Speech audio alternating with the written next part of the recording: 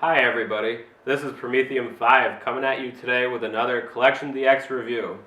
Today I'll be talking to you about Medicom's new Real Action Hero Neo Evangelion Unit 1 test type. Medicom has been making Real Action Hero figures for a long time in 1/6 scale, which comes out to 12 inches tall for most characters. And they've done things for movies and anime series, both with realistic figures and more cartoony looking things. And Real Action Hero figures are kind of cool. They combine the detail that licensed figures usually require, something like Hot Toys with realistic face sculpts and cloth outfits and authentic weapons. But a lot of times the construction of the figures has much more of a vintage feel with vinyl armor pieces and cloth undersuits, kind of like a Henshin Cyborg figure. The new Neo line seems to be a line of large format figures, starting with Evangelion Unit 1. Evangelion Unit 1 here stands about 16 inches tall, which you can see compared to a regular 12-inch 1/6 scale figure that's on a Hot Toys True Type body and comes out to, I think, exactly 12 inches. And here is one of our scale mascot Glyos figures down by the feet. You can barely even see him down there. He's pretty small.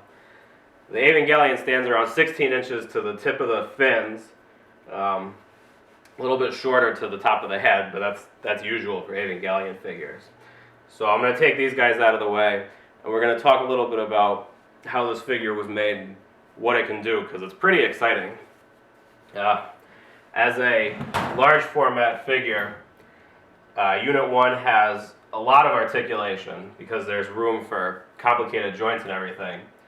So starting from the top, we've got a ball jointed head with a soft vinyl neck area that allows to move around and look kind of organic and everything. And we've got shoulders that move out, they move forward and backwards, and then they actually have soft vinyl sleeves on them so that they look seamless, but there's a number of joints in there to allow motion side to side like this, rotate, and then the elbows move. And even though there's a vinyl sleeve on there, there's plenty of movement. I mean, it's not quite perfectly up and down, but it's pretty close. I mean, it stays nice and tight. The joints are good, so there's no problem there.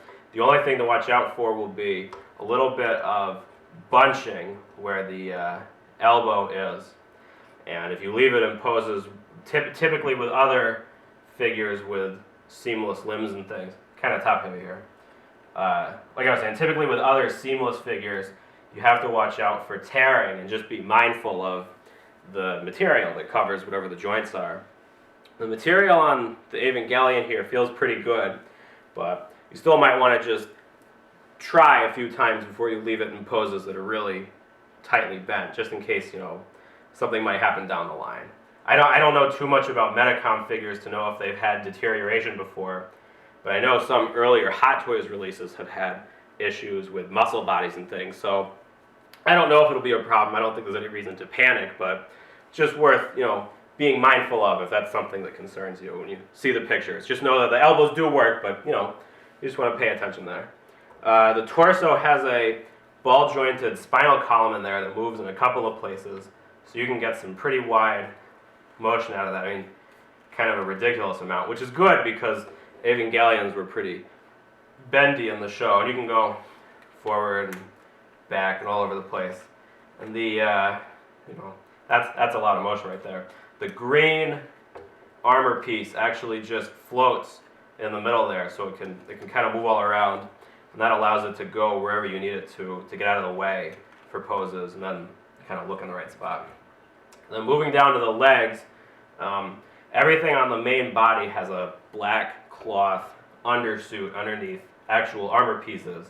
So the legs and the waist, you can see the black cloth suit is underneath all those armor panels, and that extends down to the hips and all the way down to the ankles actually as well, even though most of that's covered up by armor. And there's a note in the box with some tips on moving the joints and things. The hips actually, they can go forwards and back and side to side quite a lot, and almost 90 degrees there. There's actually another joint here. We can pull the hip down, and that allows even more motion. And there's a picture in the instruction sheet that shows kind of how that joint is constructed, so you know how to grab it, how to pull on it, and that kind of thing. And the leg just pushes back up to the normal position when you're done. And then moving down to the knees, they bend absolutely as far back as they possibly could. So that's pretty cool. The knee pad, this is kind of neat. For kneeling poses and things, the knee pad is actually articulated as well, so you can sit it flat on the ground kind of however you need to support the figure in a crouched position. And then the ankles have quite a wide range of movement.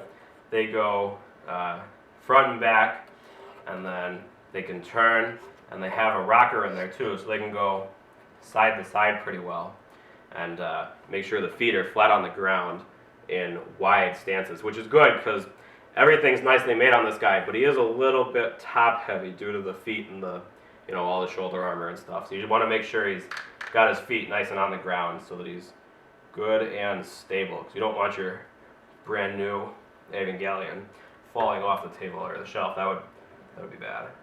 So we can stand him back up here, and I think that pretty much covers the main points of articulation. But one more thing here. On the ankle, the green armor piece is made from a really squishy plastic, so we can take that off actually. It's on a ball joint, I guess. Now I know.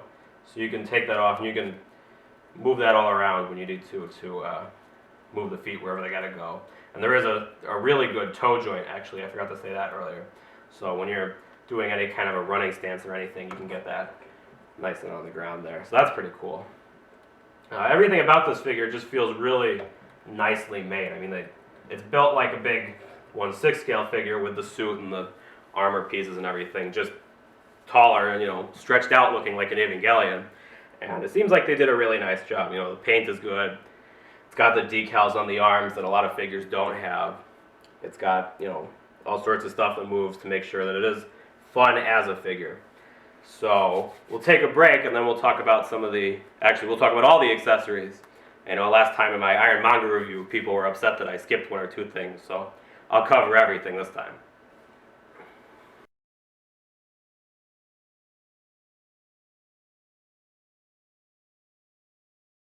Alright, now that we're in closer, we can talk about some of those details that were tough to make out before.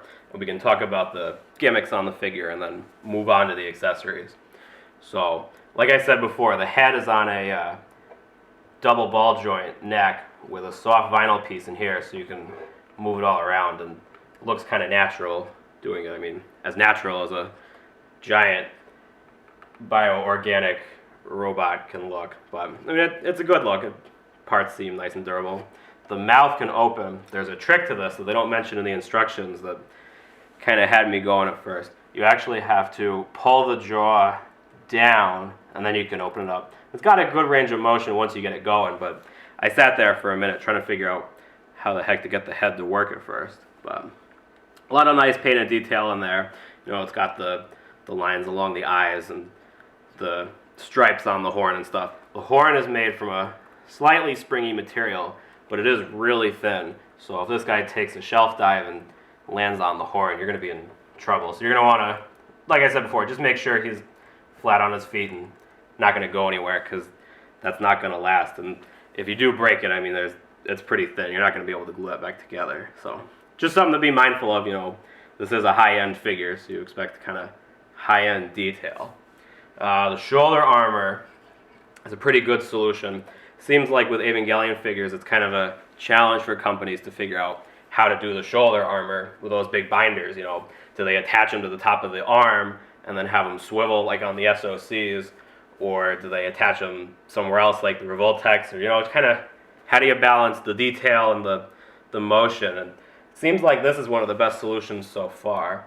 The shoulder binder is attached to this piece of armor here with a joint that you can kind of see there. So it's on a ball joint, and then this moves on another joint, so you can actually you can dislodge it if you even want to. That just shows that it's separate from the arm. And that means that you can move the arm all over and the binder doesn't get in the way. There's one odd thing with the leg that I want to show you. before we go any further, just because it is worth mentioning. Oh, sorry, losing track there. On the leg, because as I mentioned before, there's a cloth undersuit in here that you can see underneath pieces of armor. But on one of my legs, it's actually a little bit messed up because the sleeve for the leg kind of bunched up inside the armor, and you can see it's all bunched up on the knee armor there. I'm trying to get that in focus. It looks fine, you know, when you bend it and stuff because it pulls it tight, but I figured out what happened. The feet can actually come off, which seems kind of common to real action hero bodies. I have a couple, I have a Jinro figure that does the same thing. So then the leg armor can slide off and you can see the cloth undersuit over the body. And if you pull it tight, I mean, it looks all right on the knee, but what happens is when you slide the leg armor, this is just a hollow piece, like a Henshin Cyborg type piece. And you slide that back on and it catches just at the top there and bunches up. What I think I'm going to have to do is put a dot of glue down here so as to hold this in place. Then I can slide this up and have it stay nice and taut. It's not a deal breaker, but it is just kind of annoying. I'll have to deal with it. It's not going to take too much to fix. Alright, so then we can talk about the first gimmick on the figure, which is the entry plug hatch. This part's a little janky, so this is probably the part I'm least happy with on the figure, just because it's a little fiddly, but it looks quite good, so I mean, I'd say they've accomplished their goal of making a nice looking part. So what happens here is, there's a note in the instructions about this so you don't break it. I have a feeling somebody probably did. The way to open the entry plug hatch, kind of see it behind the binders there. The first thing to do is to pull, I want to make sure you can see that, pull up the rear part of the hatch. There's a note in the instructions that says to make sure you grab it from back here where the slider is. That way you don't accidentally pull off the hatch and break your figure. And then what happens when you take that off is then you can undo the cap where the plug actually goes. And you can see in there, if I bend the torso over, thanks to all that articulation, there's a hole in here for the entry plug. And we can talk about the entry plug pieces. The figure comes with, actually I got one in here. The figure comes with three pieces for the entry plugs. The first one is a really short piece that only the top little part is visible. That's supposed to be the entry plug when it's in the Evangelion, you know, when Shinji or somebody else is piloting it. So that just slides in there. And there's the gimmick part of this, which is kind of fiddly. When you pull on the hatch, it actually sometimes, doesn't seem to work all the time, it raises up the plug piece a little bit. I'm not sure if you can see any of that. Hands are kind of big here. It raises the plug up so you stand a chance of getting it out, because I mean, like I said, only that little tip shows. For the smallest one, it's just easy enough to drop it out because it doesn't catch in there. There's no latch or anything inside the plug to hold it in place. So that's the shortest one. There's a half entry plug here, which you can insert to look like the plug is, you know, mid-insertion, kind of like it says in the directions. You can jam it in there, and then it's supposed to be able to come out with the help of that hatch, but it seems like it gets caught in there if you're not careful. So I'm not really sure if I'm doing something wrong or it's just maybe not built the best. But it does look good. I mean, it's got a lot of detail. It's all painted and engraved panel lines and things, so I can't complain too much. And you're not going to display it every day with the entry plug out, so that's not a huge deal. So we can take that one out. And then the last piece is, make sure I hold this the right way, the full-size entry plug here, which I don't think you can make out in the video, but it has the Eva-01 designation written on it in pretty fine lettering. It's nice and clean and everything. So they did a nice job on the parts, even if the actual gimmick's not maybe the best. So then you can insert the full plug. This is, you know, right when they're beginning to insert the pilot into the unit.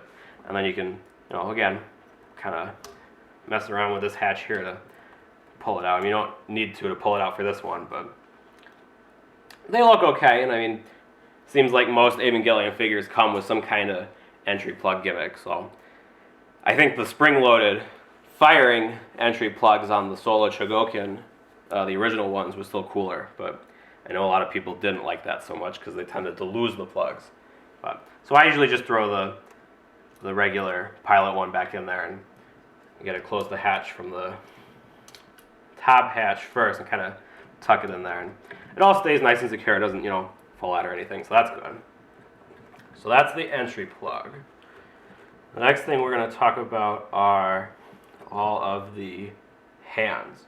Hands on 1/6 scale figures are an interesting topic because there are a lot of different methods of construction for how to do hands, and how much articulation you get at the wrist, and if the wrist pegs are durable. And I know people with early Hot Toys figures had a lot of problems with the wrist pegs breaking because they were pretty thin.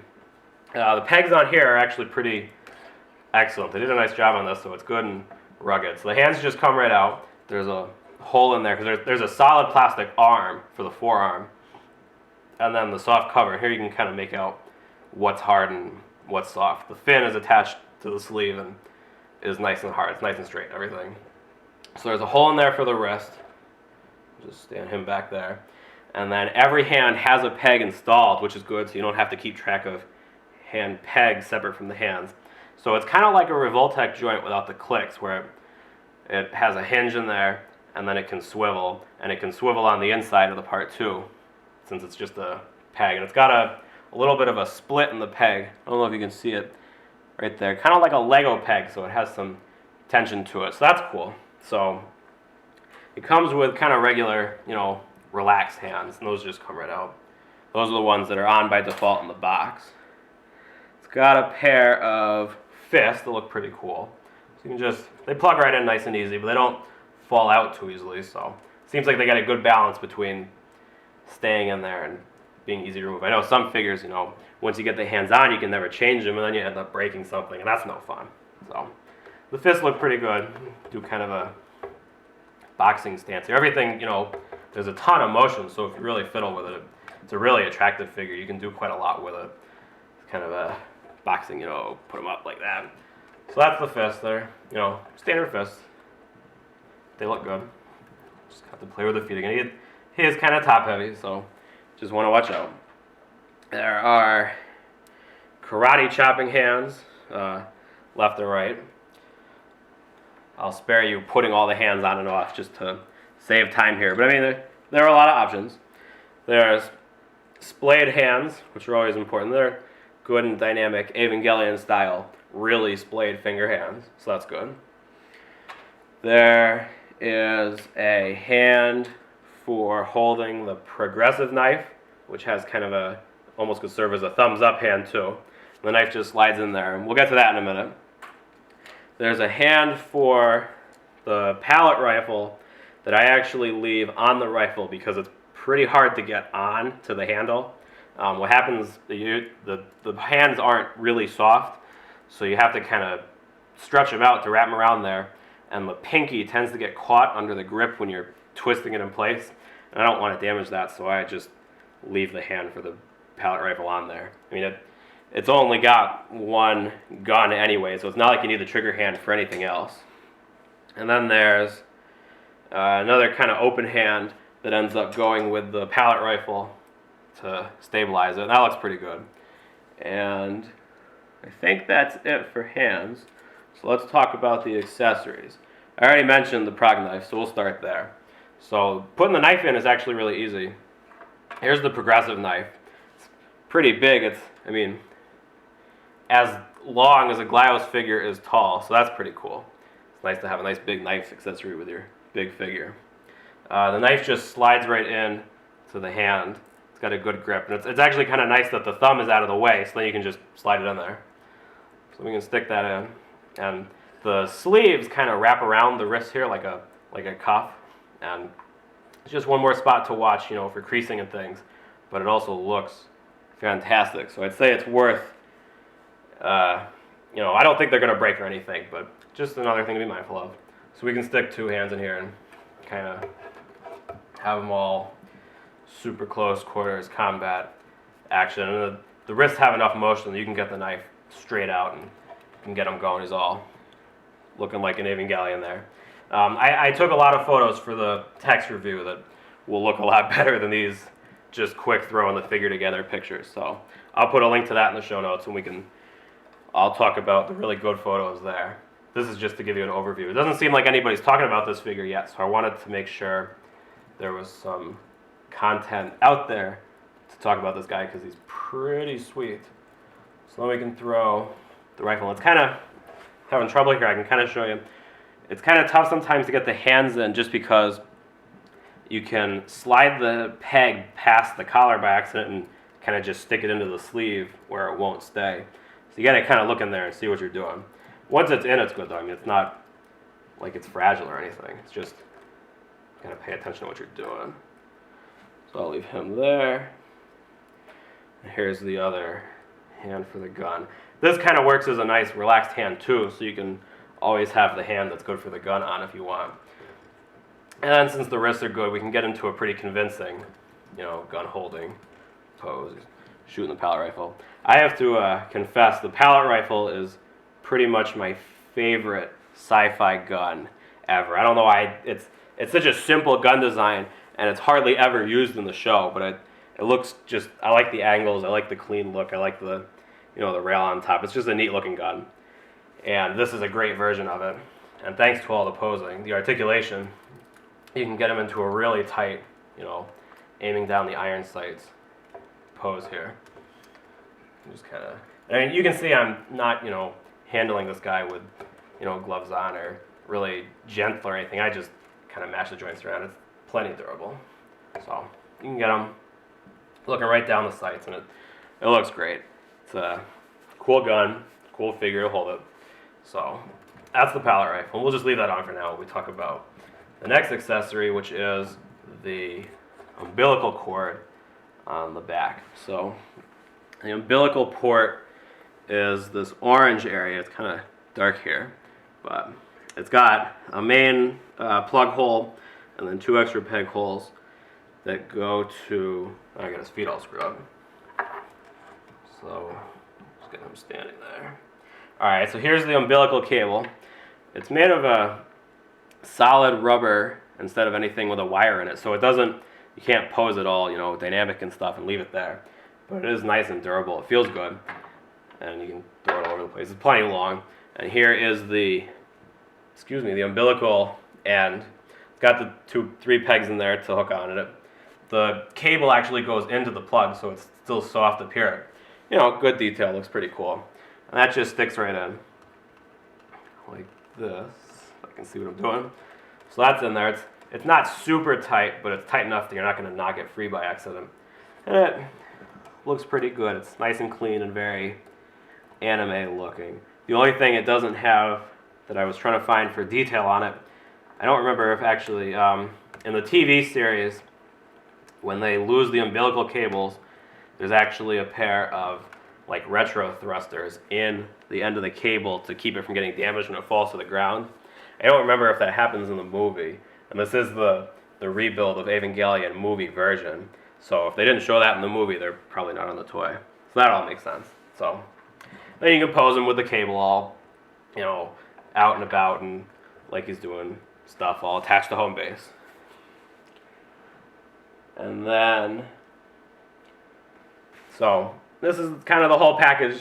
There are a couple other things we'll talk about in a minute, but the only accessories really are the pallet rifle and the prog knife and the umbilical cable. And they're all nicely made, The knife is hard plastic, the plugs are hard plastic, everything is made of good materials. I'm really happy with it. I mean, when I got one of the SOC Evangelions, I was almost kind of overwhelmed by how many accessories there are, just because you can't decide which one you want to use because there's so much going on. And then you feel like you're kind of wasting space and stuff when you're not using some of the cool accessories, like the plasma cannon and stuff that came with Unit 2. So I like that this is sort of a more lean package. It's the essentials, You got the knife, you got the rifle he never uses, you're good to go. I mean, most of the time Shinji ends up killing stuff with just the prog knife anyway, so that's plenty of, you can reenact plenty of scenes from the show, or I guess the movies now, with just the knife. I mean, that kills most of the angels in the series.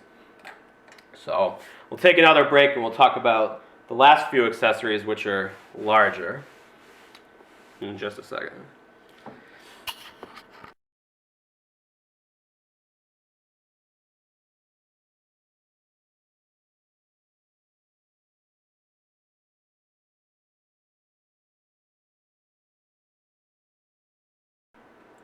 Alright, so now that we're back in the big frame, we can talk about the last two accessories that are included with this guy, which are kind of crappy. I'm not thrilled with either of these.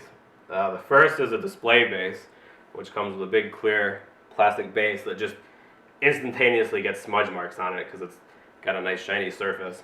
And it has so there's the base, and it's got an arm with a couple screwed together joints, but the whole thing is kind of flimsy. I mean, the joints are solid enough, and you can tighten them with the screws and things, and they swivel around and everything, but they're not strong enough to hold Unit 1 in any kind of a jumping or a big kicking pose. It's kind of just designed, I think, to act as a support around the waist when you're standing them up, because they can be a little top heavy, but I would have liked a better stand that could, you know, do some big kicking poses or stuff, because the Evangelions are really mobile in the show. It would make sense to be able to show them kind of, you know, doing almost a Kamen Rider type kick up here, you know, out and everything. And if you do that, the stand just kind of collapses on itself, which is lame. And, you know, you don't want this guy falling off the shelf. So, I mean, even holding the base, it just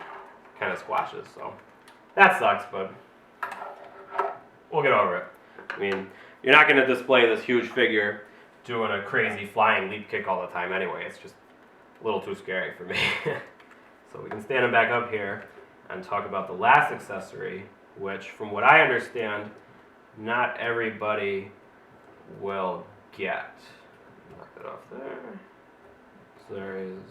Stand him back up. So I pre-ordered this guy from Hobbylink Japan pretty much as soon as he was announced, because I don't have very many Evangelion figures. I have one Soul Chigoken, which I'm pretty happy with. I had one Revoltech, which I wasn't thrilled by. They're kind of boring in that size.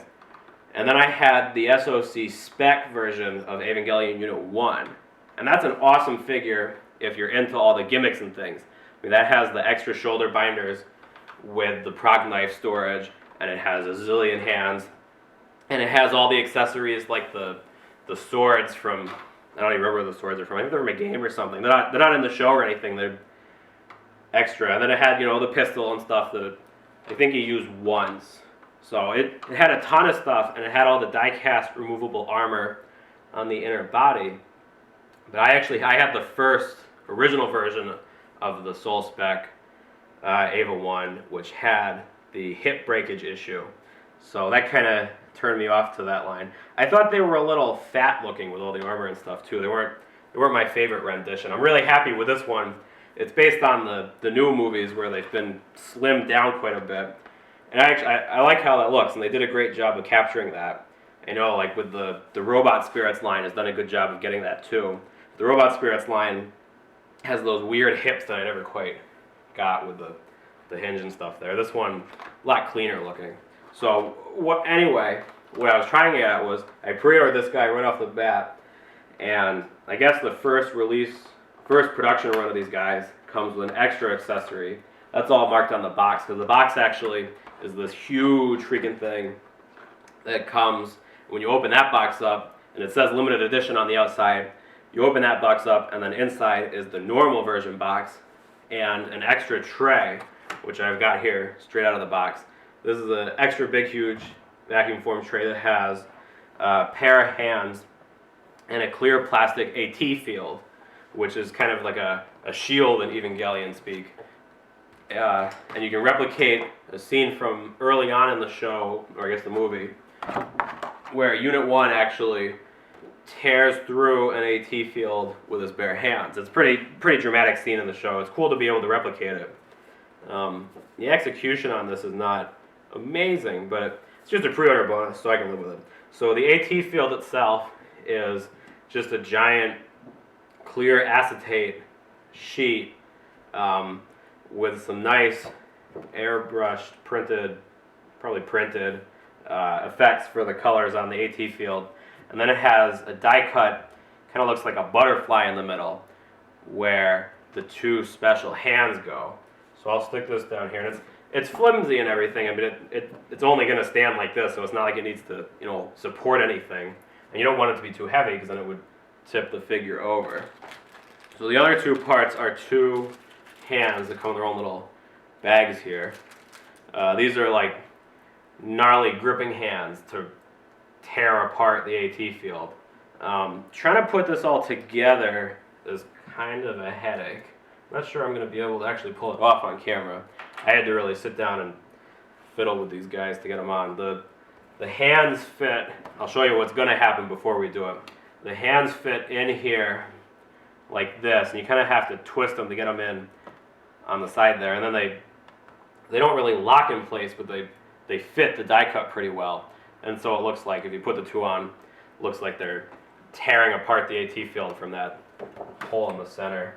So it's kind of tough I couldn't decide when I did this for the photo review if it was easier to put the hands on and then put the AT field on over them, or to put the hands in the AT field, which is kind of fiddly, and then try and get the wrist pegs in. But the wrist pegs, like I showed you before, it's easy to kind of miss the hole with the wrist pegs, and it just got pretty frustrating trying to do it for the video. So I don't remember how I actually got it on, but we'll see if I can do it again. So I'm going to put the hands on first, and their fingers pointed out like this, like he's tearing from the center. And then we're going to try and fit this over the hands without knocking the figure over, dislodging the hand, or tearing the AT field sheet. So there's a lot of things to kind of balance there.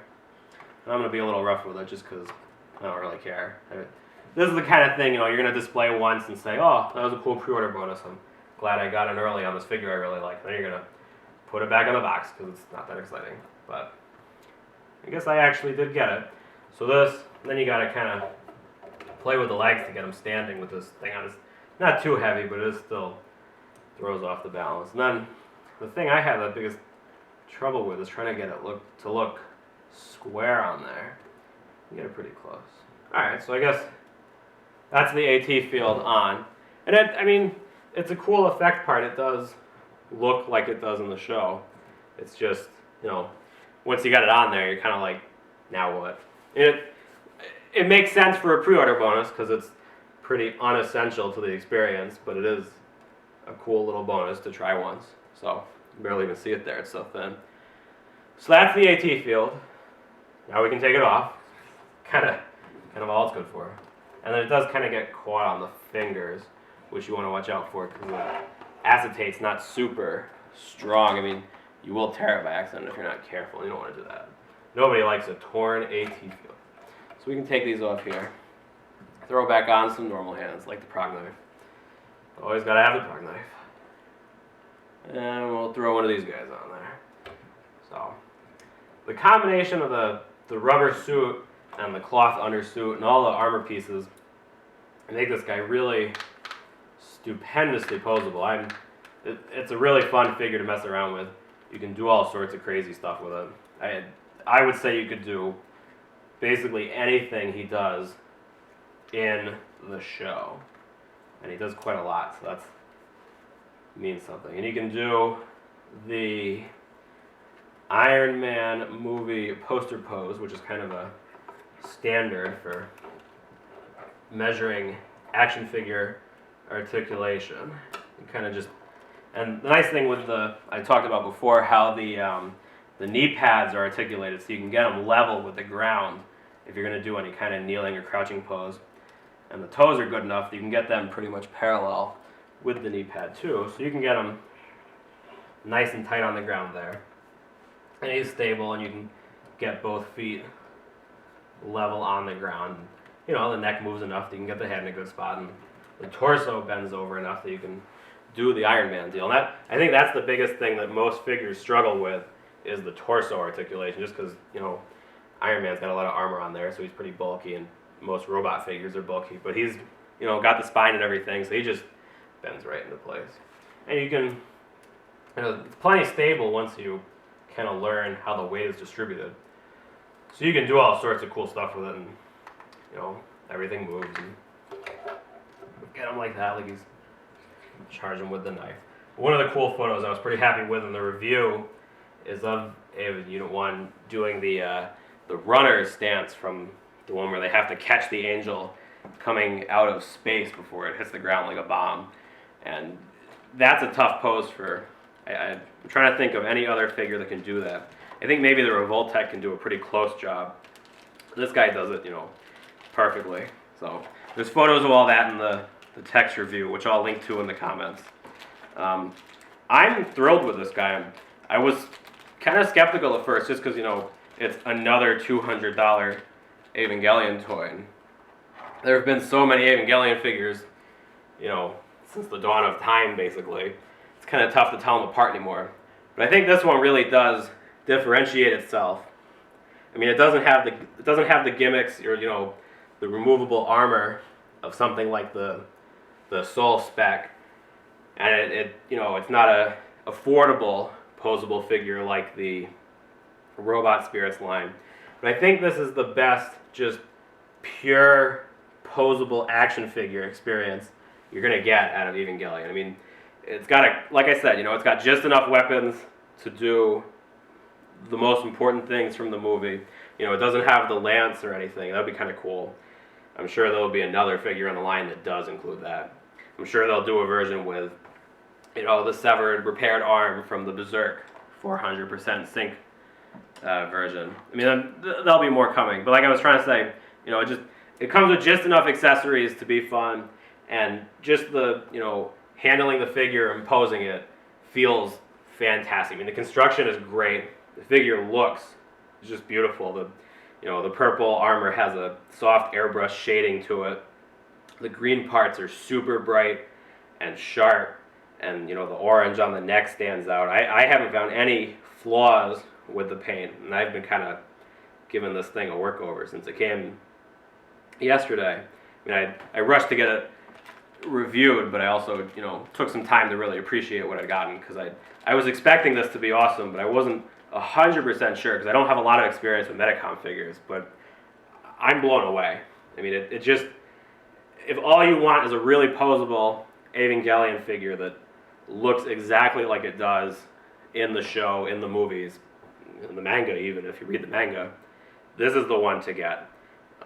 This is a high-end figure. It costs, look it up here, I think it costs like 23,000 yen new, and it was sold out on HobbyLink, I think, the last I checked, but I'm sure they will do more. Seems to be pretty popular if it's sold out. I think the early bird price was like 18,000 yen. That came out to around $200 for the exchange rate, which is doing awesome right now. I'm totally happy for 200 bucks. I mean, like I said, it looks fantastic. It feels great. It's really well made.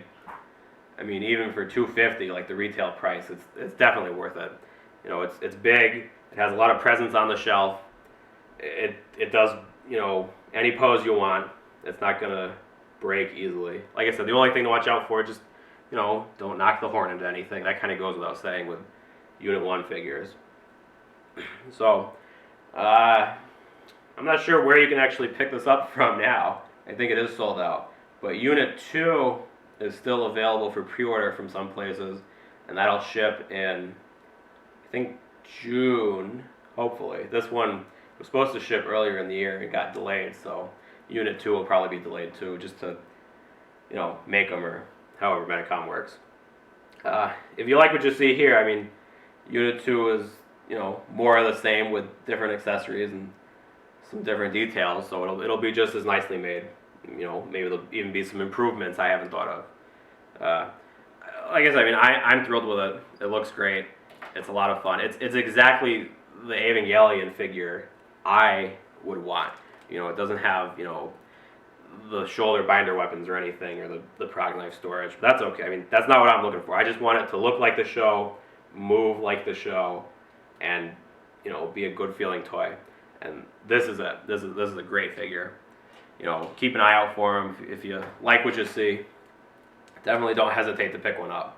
This is a premium Evangelion experience and well worth what they're asking for. So make sure to like or comment the review down below, and I'll put a link up to the text and photo review, which will be a little less rambly and a little more, a little cleaner with some nicer photos. But I wanted to make sure that somebody was talking about this guy because he is excellent. So thanks for watching. Make sure to read the review, check out other stuff on CollectionDX, and have a nice day.